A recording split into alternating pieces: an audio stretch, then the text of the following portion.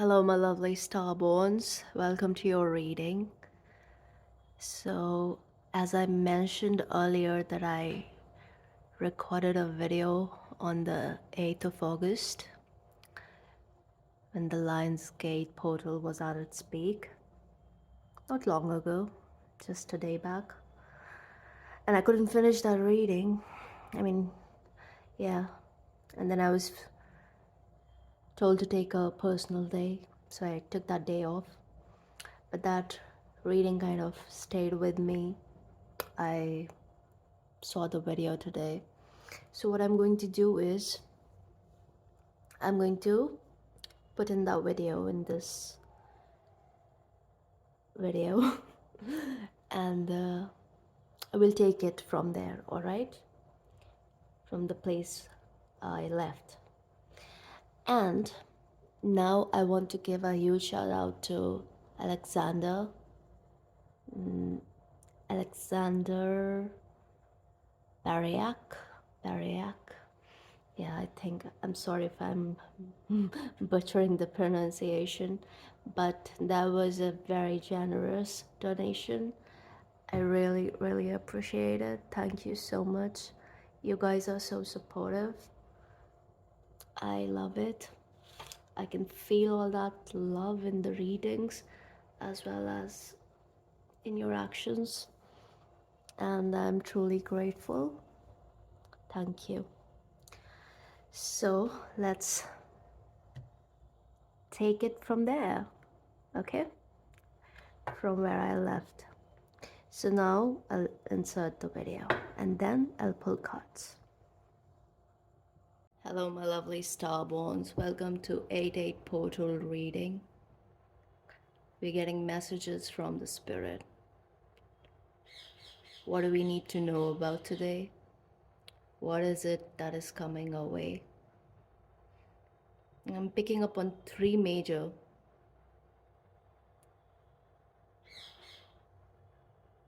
messages.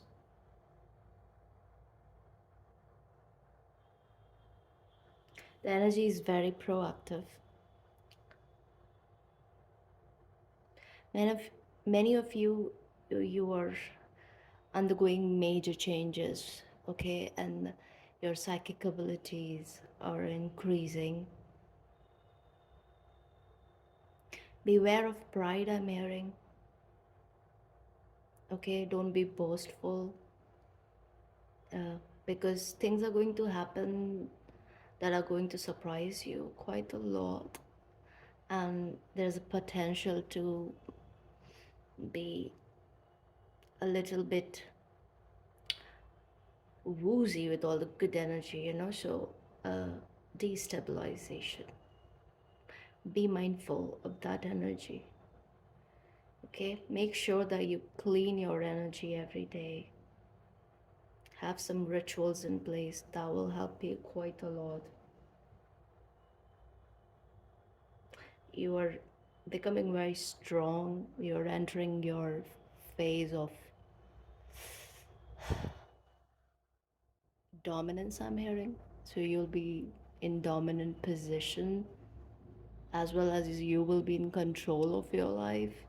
Quite a lot is in your hands, and as well as great passion is at play during this period.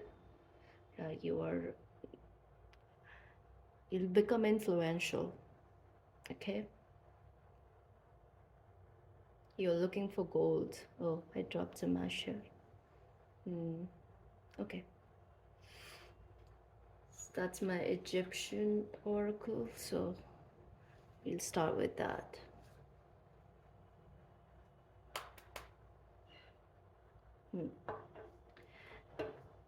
So with all that good energy rushing in, try to stay laid back. That is the message here. Be someone who's approachable, no matter how influential you get. Yeah. Okay, let's see. Holy Spirit, show us, Spirit. But it used to be color.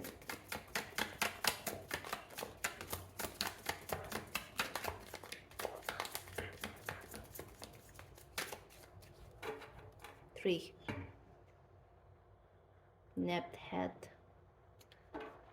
from the family of Ra at the end, at the bottom of the deck. Atum, that is again Ra. Anpu, whoa, Dark Star. Duat, nice. Ra again. Shu Tefnut. Let's see. I'll be back. Alright guys, crazy stuff here. So the bottom card and the two cards on the table, they are from the family of Ra, which is Sun. And this one is Anpu. But through Atum, Shu Tefnut is formed. Again, I'm picking up on that twin energy, but this is a very different kind of twin energy, guys. I think I should read from the book because there is something here for everyone. So yeah, this is about coming into your creative power. Okay, it's like you've tapped into that impulse, tapped into that impulse of creation within your very being, okay, which comes after a lot of shadow work. So here it is. Atum is the night sun, and through embracing his shadow, he brings out the vivifying fire from the darkness. The seed that Atum projects from himself is identical with the Sanskrit Bindu. Guys, Bindu, we've been talking about it in my readings, right? What is that? That's the point in the crown space from which the nectar drops. Damn. The concentration of cosmic creativity in an infinitesimal point or seed.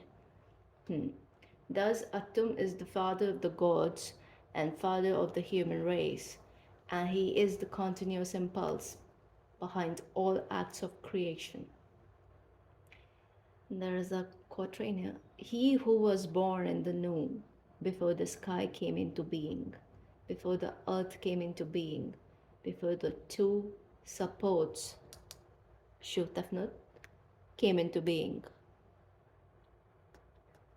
Guys, this is deep. Okay, let's look at Shutafnut. Yeah, this is that twin energy, you guys, which is coming from direct source. It's created from the source,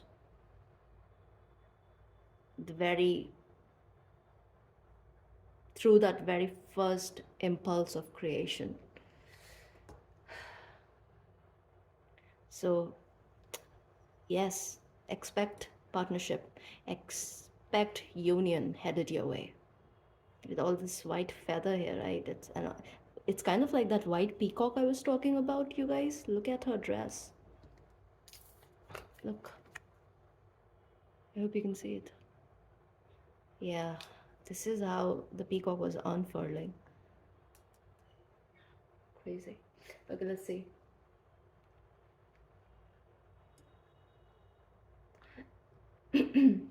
So Shu and Tefnut not only bring the other gods into being, they also assist in the Duat, providing the souls of the dead with food and breath, the vital energy necessary for the souls coming forth by day.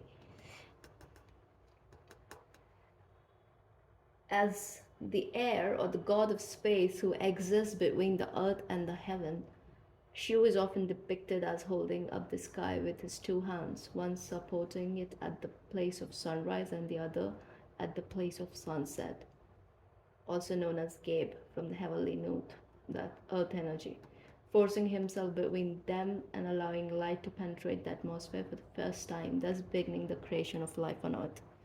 This is big. This is like a brand new cycle for most of you watching this, okay? Okay, and yeah, that which was dry became moist. So again, that duality, right? Two opposing forces coming together, becoming whole. That sort of energy here. And All right. So you already saw it. So I left the deck just like the way it was. And this was the third card, Shoe Tough Nut.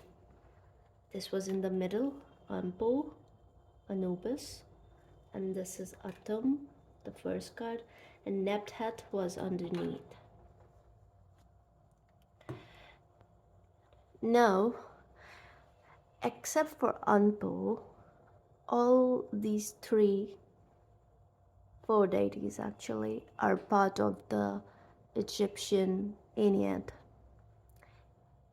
Also, some people call it ENNEAD. Basically means the nine. ENNEAD basically means nine, right? So these are the nine primordial deities of ancient Egypt, from whom all the other energies kind of came into existence. Now, Atum is this creator god, the most ancient. Yes, like you can correlate his energy with Ra, but it is a manifestation of Ra. So, in a way, that they are all creator gods. But Atum is very solo energy. Okay, it is this primeval energy, and from Atum we get this Hindi word called Atma. Now, Atma is your soul, your very being. So, before there was anything, right, in existence, there was the Atma, which is the Paramatma, right? Correlated to Brahma, creator God. Now, there are so many stories about how he created his first creation, which is Shu and Tefnut, you guys. This is very Gemini energy to me, and that is why I say, and yes, Gemini and Starseed. So this is a Starseed energy for me, and that is why I say twin flame journey is all about starseeds. If you are on that journey, you have starseed origins. You cannot separate that, and this is what I'm getting in this reading. We'll get deep into it, but we have Anpu here, right? Anubis. So we have Ra energy, Ra here as well. And this is she's Nepthat is basically Anpu's mother. Yeah. He's a Horus's brother, half brother. Yeah. So they share the same father, that is Osiris, and different mothers. Ampu's mother is Nepthat, and Horus's mother is Isis, Aset. And he's the god of the dead, the process of mummification. He also is responsible for weighing your heart against the feather of Maat, right? So he's basically the gatekeeper of the underworld, of the land of the dead. As well as this card is about coming into some sort of occult mysteries. So basically initiation through creation. So again, the duality is very evident here in this reading, these readings. Yeah, bunch of readings, couple of readings. Yeah, absolutely. So Atum, it is also said that Atum created Shu and Tefnut out of his tears, and there are many other twisted stories too. But I'm just going to say tears because it kind of makes sense, and especially because of this card underneath of Nepthat. So it's like, tears are flowing, and this is also kind of giving me this energy of Tefnut, because she's the goddess of moisture. She's also the eye of Atum, Eye of Ra. So there are so many Eye of Ra goddesses, right? And these, the Eye of Ra goddesses basically have a very fierce side to them, right? And yeah, they're like their father's beloved, apple of the father's eye, that sort of energy. And I think I call this a it looks like peacock, but no, it's the ostrich feather. Yeah. So this is very much about this journey, the journey we are on, spiritual ascension and all of that. That is what I'm seeing here. And yes, twin flame messages are here in this reading. All right, I'll get into it. I'll use tarot and we'll clarify. But yeah, I was talking about Atum, right? So Atum is also this, I was talking about Atma, and then this is this one. So this one reminded me of I, how we use I, right? So I read somewhere that when Atom kind of like figured out that he's all alone in the universe, at least his let's say, I wouldn't say entire universe, but yeah, his personal universe, right? And there was nothing around, and he realized it's all I, and that's where the word I comes from.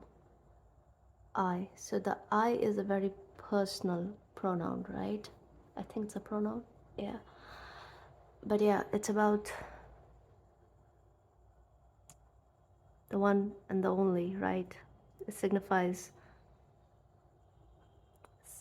that unity, as well as how you are your own being in all that union, something of that nature. So when he realized that, he kind of started crying and stuff, and then like Shu and Tefnut were born. Shu is this air energy, Tefnut is this moisture energy, and they were just like in every creation myth, they became a couple. Then I came across this very interesting story where, which reminded me of this runner chaser dynamic that, we talk a lot about in Twin Flame Journey. But yeah, she kind of like ran away for some reason, and then God wanted Shu to kind of bring her back to Egypt, because when she ran away, she took all the moisture with her, all the water and everything, right? And they always used to have trouble with the drought and stuff and whatnot.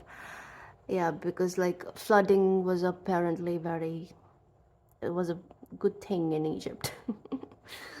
Yeah, and so yeah, so she went looking, and it wasn't him actually. So what Tefnut did was she turned into a fierce cat. You guys, you see where I'm going with this. So it is that, she's the Eye of Ra, and that turning into the cat, that is that uh, dark side, right? And yeah, she was basically very difficult, and she couldn't catch up. And then the only one who was able to kind of convince her was who? Thoth. Thoth. What is it? Thoth is Mercury, right? And I always say spirituality. It is that higher spirituality that can lead you back to union. So it's not about that running and chasing. There will always be someone chasing. But what makes union happen is thought, is Mercury, is understanding, is knowing, is that higher spirituality. And what is union? It's never about you, it's about Atum. So you go back to God, because he is the God here in this myth, right? And yes, because Ampu is right in the middle, he symbolizes the dark night of the soul for me, because the underworld. And again, who is allowed in the underworld? Thought, Mercury.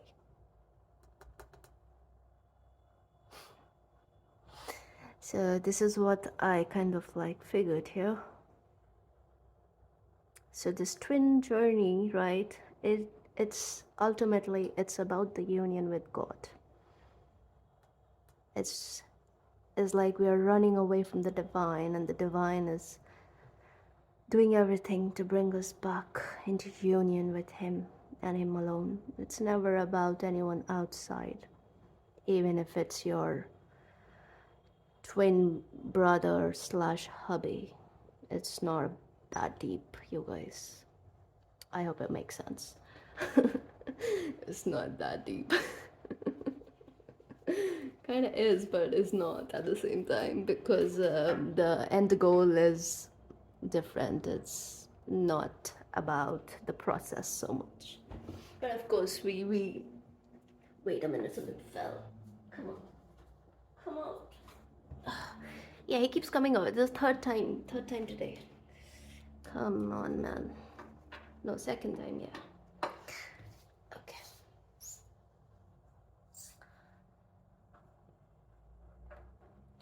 Let's clarify, yeah? I'm being asked to pull oracles. Alright? The Holy Spirit, angels, and guides. Show Satam.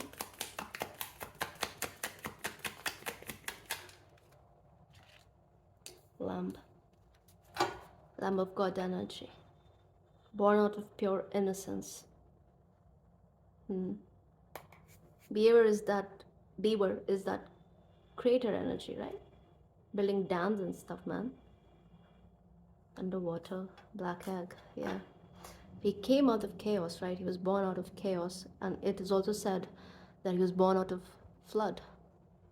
So it's that cosmic waters. Show us Ample. Unicorn. B. Phoenix underneath again, you know. But going to the underworld, this is about, through this process you disconnect from the hive. You disconnect from the hive and you understand your true nature, your true reality, which is this unicorn energy, the starseed energy, Andromedans. And it won't be possible without going through that phase, you know, that is very dark indeed. And it applies to both the people. So this could very well be about you and someone else who've been on this journey. But you know, this reading is here for what? It is all about you right now. All about you. It has always been all about you. Show us the shoe technique. Oyster. That water energy. Dolphin again, water energy. It's like kind of similar imagery, you know, like the ostrich feather. That's the secret here, you guys. You're the pearl. Show me the oyster. Duality. Eagle. I didn't ask for this, but okay, I'm gonna take it. Again, this is giving me Anubis energy. And that earlier we saw Phoenix, now we have Eagle. So this very scorpionic energy where you are absolutely transformed, you know. And you understand the true nature of the twin journey, represented here by hyena. Hyena is the only animal that laughs, right? Because he knows something we don't. Or because hyenas have a lot of sex, you guys. Lizard underneath. Shows the lamb. Deer, my god, are you seeing this pure energy from which all this is formed? Is this God energy? Again, earth, earth. Zebra underneath. Beautiful. So yes, it is coming into union within your own being, finding that harmony, putting an end to that to and fro, that running and chasing and all of that. And looking at the bigger picture from that eagle eye point of view. And hyena is like a pretty good energy, to be honest. Let's see what the book says.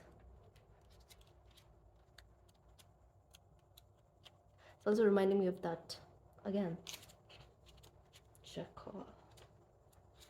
Where is it? And it's connected to, because we have this moon here, right? So yeah, very much connected to Tefnut. Though in some myths she's considered the lunar eye of Ra as well, or not Ra. Yeah, I mean Ra, Atum, they're kind of like similar beings. So lunar eye of Atum as well as the solar eye. And then in some myths they are both considered, each ruling over luminaries. Shu is the sun and Tefnut the moon. Okay. Where are you? Okay, I'm looking for water, but it's fire. Sorry. Spacey again, you guys, because I'm tapped in. Okay, found it. Yeah, it is that light energy, right? When you understand the deeper mysteries of life in this area, right? With Anpo and Unicorn, which brings you into this inner knowing of your own being, and you kind of understand who you really are by disconnecting from the hive, right? Which basically means transcending the matrix, you guys. That's what is happening here. And it's not an easy journey. It's not. But it kind of like primes you for the human experience. Okay? And there is something that happens which also makes you very mysterious. Like this oyster here. And oysters are aphrodisiacs, right? I think. Yeah, it's a lot heavy on sexual energy here. Okay. Yeah. And when this dark period is over, you come into your power, ultimate power, right? And a lot of shifts happen in your material. And that is what is happening, I'm hearing. Many of you are like, again, that liminal space, almost crossing the threshold, almost there. But because, Corner's looking in the past, so what it's saying is, it's unveiling. This energy is unveiling. It has always been there inside of you, present. Heavy on Starseed. This reading is only for Starseeds, you guys. And I told you right earlier that we will be getting into, we will get more info about twin flames and all that, right? So yeah, expect more messages, because it's still like hidden, it's not openly out there. You see, the moon is kind of like third quarter, I would say. I think, I don't know, second quarter maybe. Yeah, but there's a lot hidden here. We are yet to know a lot about this journey. And we do know that because we are in a physical reality, it is about the union in the physical too. But that is not the priority, and especially right now, that's not the priority, because unicorn is always this lone energy for me, where you are where all the focus is on you, and again, the moon behind. Yeah. So it will be revealed, the info will be revealed in phases, you guys. Right now, you're supposed to be in this, embody this energy of fun. Have fun, okay? Humor yourself. Let's see the oyster. too while we're at it. Yeah, patient, secret keeper. What else? Hiding inner treasures. Oh yeah, it's hidden. But you feel blessed, and there is a level of self-mastery at this stage, because of that pearl that you carry within you. So you know you are the pearl. It is this unicorn energy, spirit card right in the middle. Yeah, that's a big deal. Yeah, self-mastery, you guys. That's what it is about. Do I need to pull tarot for this reading? Let's do it. One, maybe one. Show us the lamb and the deer. Five of Swords. Underneath again, this guy. All right, why the Five of Swords? Because again, Five of Swords is this energy of, let me just check something, okay? Because that's not what I'm picking up on.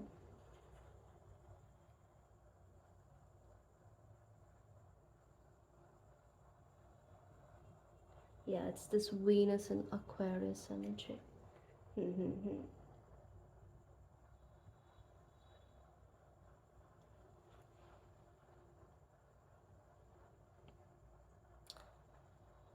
So I'm hearing,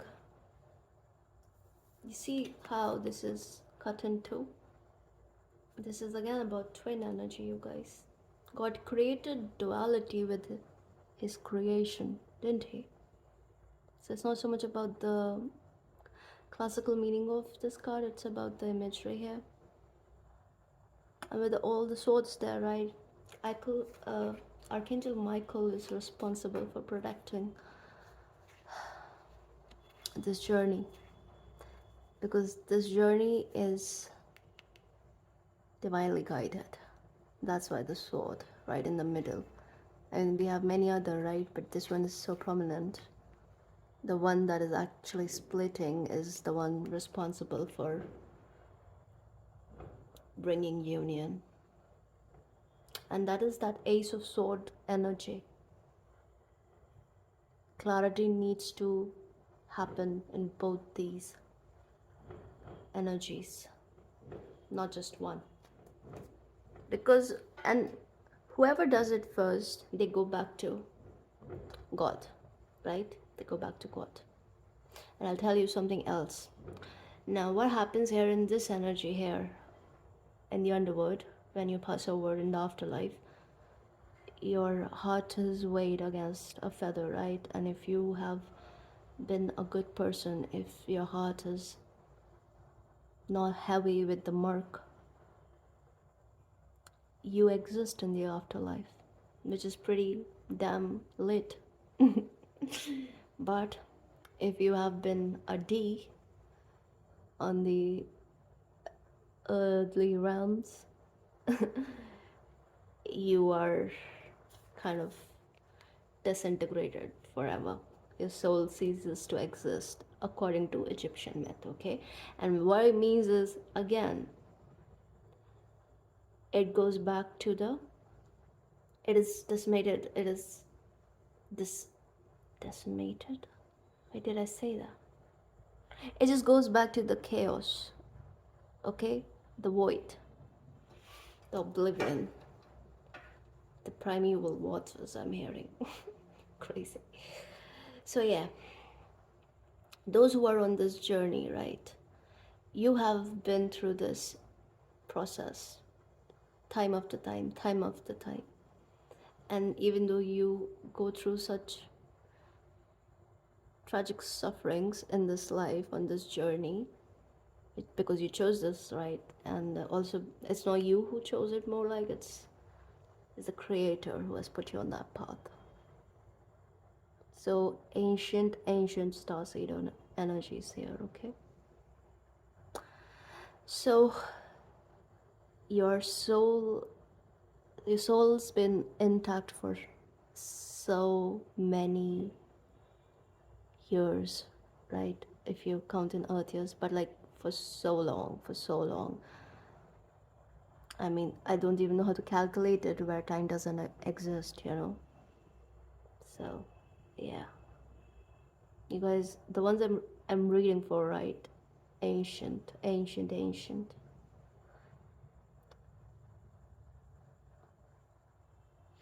And it's also the reason why I want my channel to grow very organically.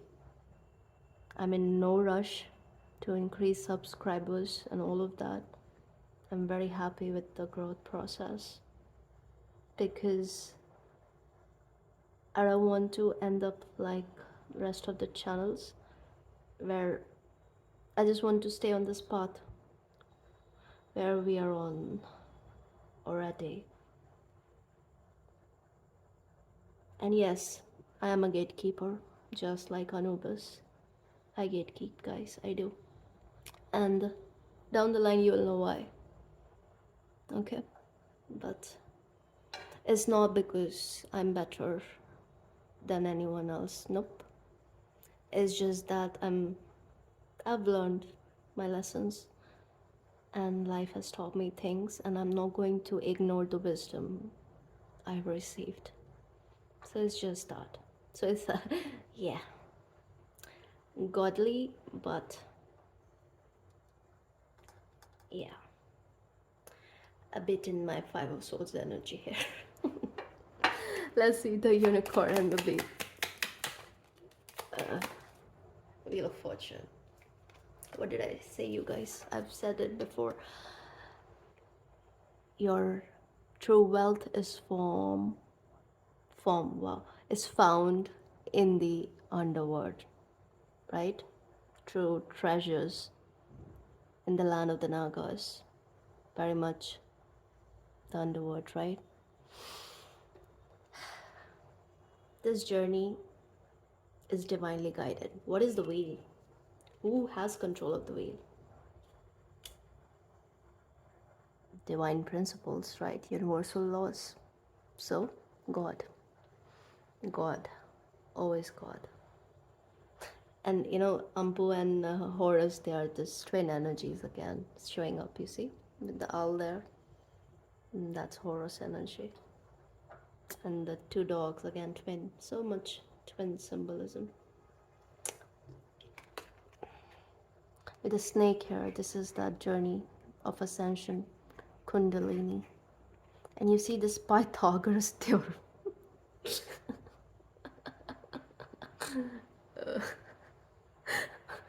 Okay, I'll just put it down. Pythagoras theorem.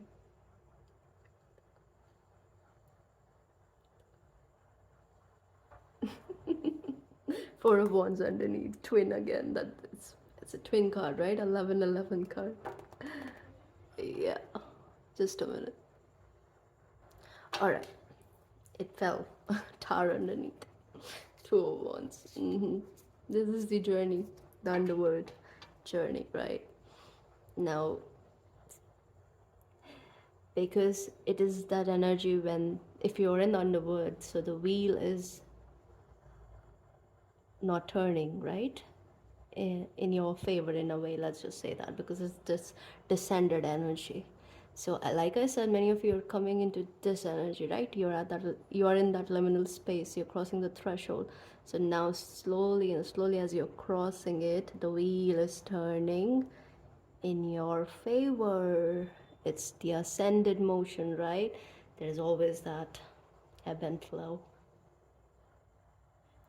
And now you're moving towards light, because if you see in this card, right, it's from darkness to light, from the underground, this Anubis energy, to this higher realm where you have achieved mastery of some sort, because this is a process of initiation. It's occult coded, you guys. All right, let's see the final part. Justice. Eight of Pentacles. What am I saying, you guys? Again, that twin energy with these two here, that union. See, so much twin energy here, black and white. It's like a black cat and a white cat. I did mention the cat, her cat form, definite. Eight of Pentacles here. Show me the Justice. What about it? I said, what did I say? Again, that very opposing energy, you guys. The Sun with the Three of Swords. But this is about your material as well. We have the Ace of Swords underneath. Okay, that's it. That's it. What did I say? And I'm putting it here. That's crazy. Okay, this is movement. This is movement. This is what the twin journey is about. Is overcoming limitations, rising above your own former self, okay? It is about that integration of the shadow.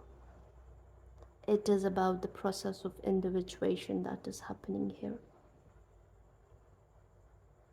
Don't let anyone else tell you anything crappy about the twin journey. Your soul is whole.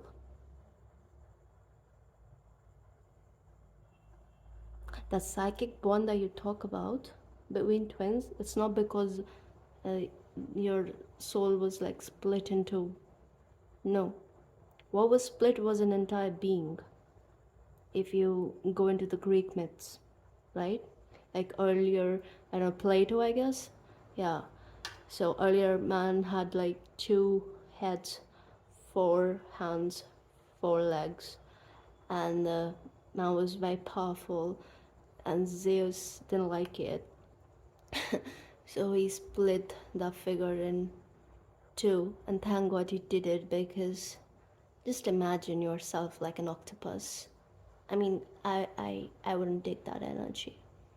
Maybe if I was that, maybe I would, but I really don't think it's aesthetically pleasing.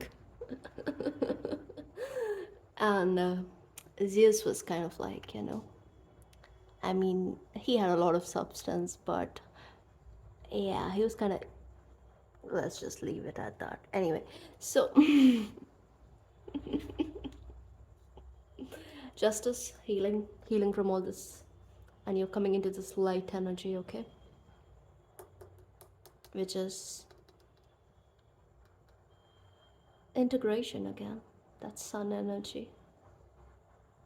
This is you after self-realization, and that self-realization is what? Knowing your own being, your own soul. And for you guys, ancient energy. Karmic balance is taking place right now, especially.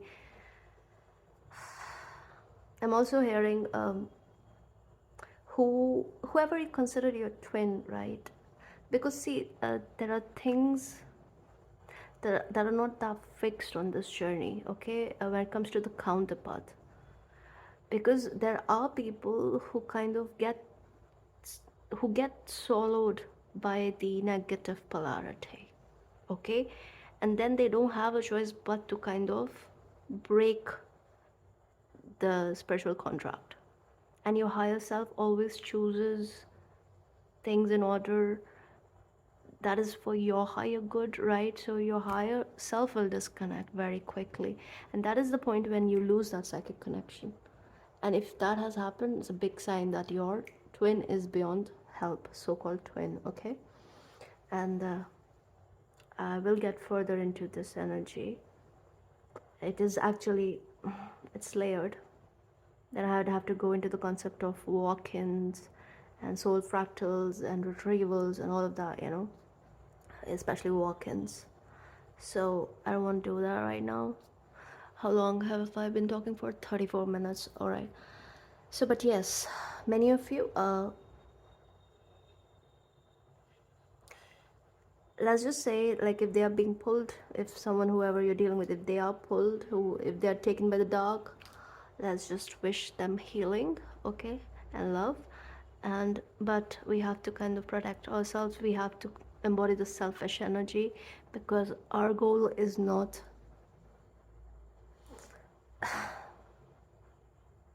physical union, it's spiritual union with the divine. That's what it is about. That is the divine will, you guys. I can't make this up. So I know maybe it's difficult for some of you to hear this. I can kind of pick up on that energy. But you need to put down the swords. No more inflicting. And go look out at the sun. Spend time in the sun, spend time in nature.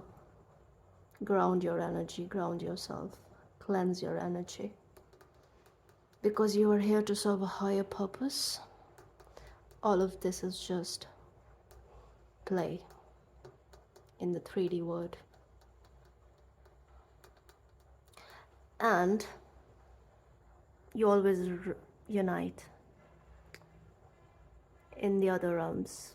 Okay, souls like yours. Yeah. And because see, whoever you were connected with, right, they're also very old souls. They are, especially if you've been connected for like a long time and it was really intense and all of that, right? Yes, of course. But it's easy to kind of get lost in the matrix, right? It is. And because our enemies are also super powerful and all of that. So this is also about divine timing with justice there. Okay, and we have the Wheel of Fortune again about timing, divine timing. So you have to kind of put it to rest and just see how things unfold. Okay, you don't have to decide anything, but you have to choose you every day. It's just about that. Okay, so yeah, that's it. I'm gonna go now. I hope this helps, and if this resonates, please like, share, and subscribe, and I'll see you in the next one. Bye.